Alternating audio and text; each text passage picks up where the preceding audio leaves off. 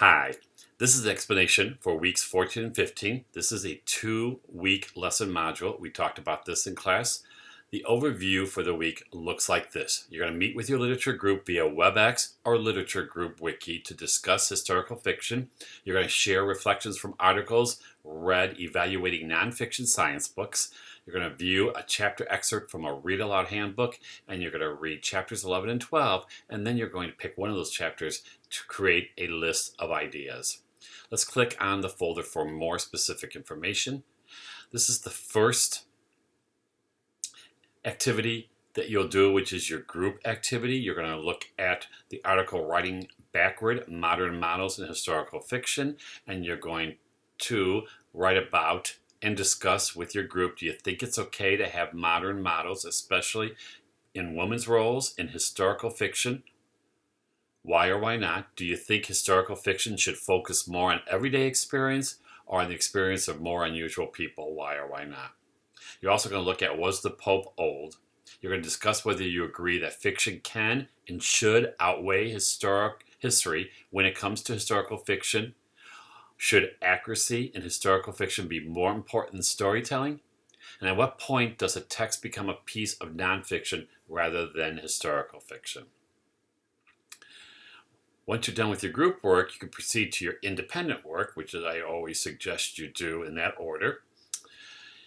We're going to take a look at nonfiction. You're going to look at 3 more articles that I have found along the way. What Makes a Good Science Book, Beyond Barney, and More Than the Facts, Reviewing Science Books. Each of these articles brings up interesting points about evaluating nonfiction science books. You're going to reflect on how the points of these articles complement or contrast both of each other and the suggestions for evaluating nonfiction in Chapter 10. And you're going to post your reflection about these articles in Chapter 10 in the Week 14-15 Wiki. Then you're going to take a look at some chapters from Jim Trelease's book on reading aloud. He is the read aloud guru, and I'm sure you've heard of him. But anyways, you're going to take a look at some of these chapters from a book. They're sampling from a book.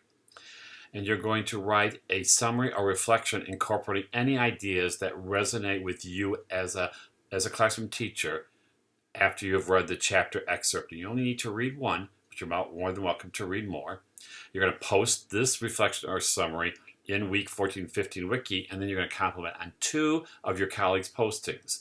And in your comment, you should be sharing how your colleague's summary reflection relates to what you read and wrote, and you're looking at 2 different chapters. So please don't find a colleague who did review your chapter.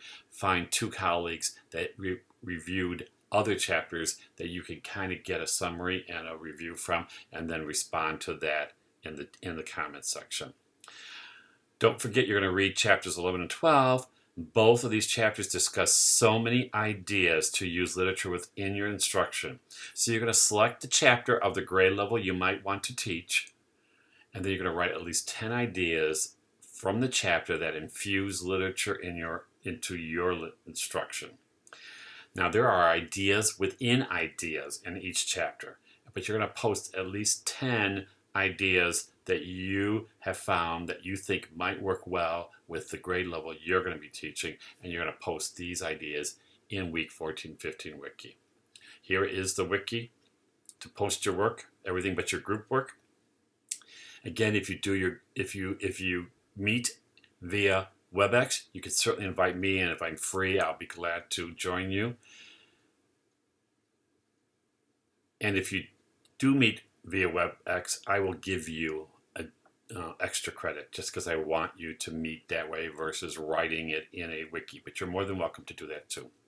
So that takes care of weeks 14 and 15. I'm going to see you back in class for final exam week with your ePortfolio. Don't forget to check on the settings of your ePortfolio to make sure that I am able to view it, and we'll celebrate the semester during finals week. Until then, I'll see you online.